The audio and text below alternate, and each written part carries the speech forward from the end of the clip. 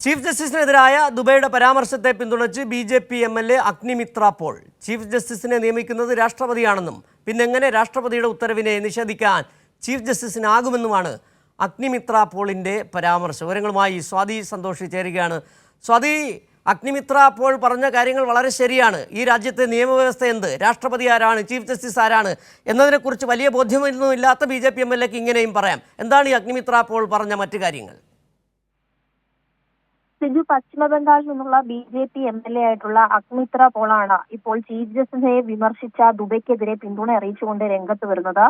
Chief ജസ്റ്റിസിനെ നിയമിക്കുന്നത് രാഷ്ട്രപതിയാണെന്നും പിന്നെങ്ങനെയാണ് രാഷ്ട്രപതിയുടെ ഉത്തരവിനെ നിഷേധിക്കാൻ ചീഫ് ജസ്റ്റിസിന് കഴിയും എന്നുള്ള ചോദ്യമാണ് ഇപ്പോൾ ഇവർ എക്സിലൂടെയും അതോടൊപ്പം തന്നെയും മാധ്യമങ്ങൾക്ക് നൽകിയ പ്രതികരണത്തിലൂടെയും വ്യക്തമാക്കിയിട്ടുള്ളത്. രാജ്യം ചീഫ് ജസ്റ്റിസും സുപ്രീം കോടതിയും ഭരിക്കുകയാണെങ്കിൽ പാർലമെന്റിന്റെ ആവശ്യമില്ല എന്ന ദുബൈയുടെ അതേ പരാമർശത്തെ വീണ്ടും ആവർത്തിക്കുന്ന സാഹചര്യം തന്നെയാണ് ഈ എം.എൽ.എയുടെ ഭാഗത്തുനിന്നും ഉണ്ടാകുന്നത്. അങ്ങനെയെങ്കിൽ എല്ലാം ചീഫ് ജസ്റ്റിസ് ആണ് ചെയ്യേണ്ടത് എന്ന തരത്തിലുള്ള ഭീഷണിയും ഇവരുടെ ഭാഗത്തുനിന്ന് ഉയരുന്നുണ്ട്. വിവിധ കോണുകളിൽ നിന്നും ദുബൈയുടെ പരാമർശത്തിനെതിരെ വലിയ പ്രതിഷേധങ്ങൾ ഉയർന്ന സാഹചര്യത്തിൽ തന്നെയാണ് ബി.ജെ.പി. എം.എൽ.എമാരും ബി.ജെ.പി. നേതാക്കളും കേന്ദ്ര സർക്കാരും അടക്കം ഇയാളുടെ ഈ വിമർശനത്തെ അടക്കം പിന്തുണച്ചുകൊണ്ട് രംഗത്ത് വരുന്നത് എന്നുള്ളതാണ് ഏറ്റവും ശ്രദ്ധേയം.